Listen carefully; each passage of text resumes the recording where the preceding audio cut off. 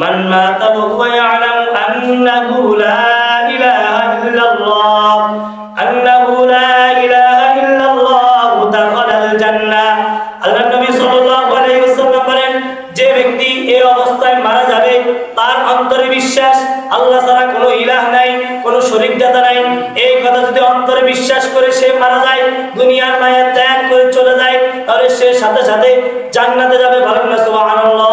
সুবহানাল্লাহ। তাহলে আমরা জান্নাতে কারা কারা যাইতে চাই? হাত তুলি। কারা কারা জান্নাতে যাইতে চাই? কেউ কি জাহান্নামে যেতে চাই? বলেন। জাহান্নামের কত ভয়াবহ অবস্থা। এই যে তাহলে আমাদের বন্দেগী কবুল হওয়ার জন্য এক নম্বর শর্ত ঈমান, মানে বিশ্বাস ঠিক থাকা। আচ্ছা বলেন, আমার আপনার ভিতরে যদি ঈমান না থাকে, বিশ্বাস না থাকে আল্লাহর প্রতি, রাসূলের প্রতি, ইবাদত বন্দেগী করলে কবুল হবে? বলেন হবে না। সারাক্ষণ নামাজ পড়লে কি কবুল হবে? আল্লাহ তাআলা কবুল করবে?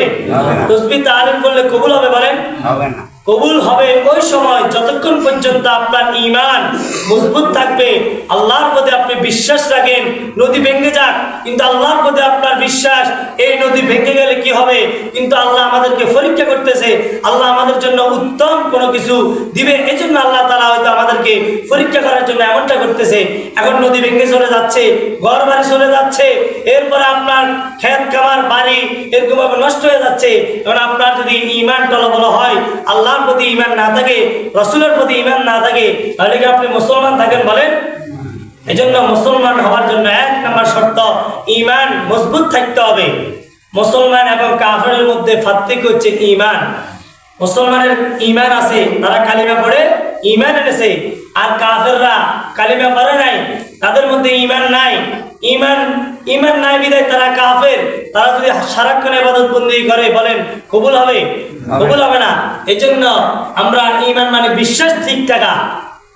যদি আমার আপনার বিশ্বাস ঠিক থাকে, ঈমান ঠিক থাকে, যদি অল্প আমল করি, ইনশাআল্লাহ দেখবেন এই অল্প আমলের কারণে, ঈমান ঠিক থাকার কারণে আল্লাহ তাআলা একদিন না একদিন আমাকে আপনাকে জান্নাত দিবে। বলেন না সুবহানাল্লাহ। সুবহানাল্লাহ।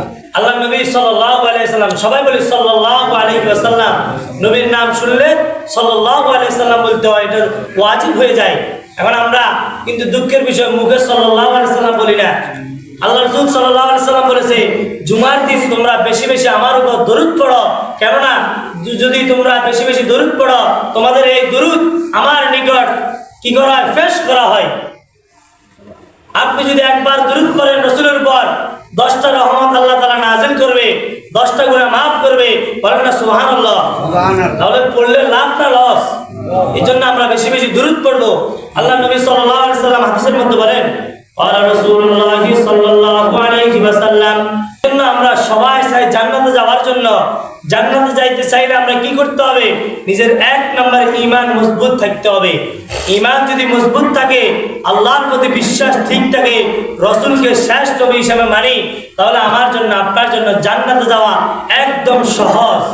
এজন্য আমরা 100% ক্লিয়ার ঈমান থাকতে হবে, কোনো শিরিক থাকা যাবে না, বেদাত থাকা যাবে না, 100% ক্লিয়ার ঈমান থাকতে হবে।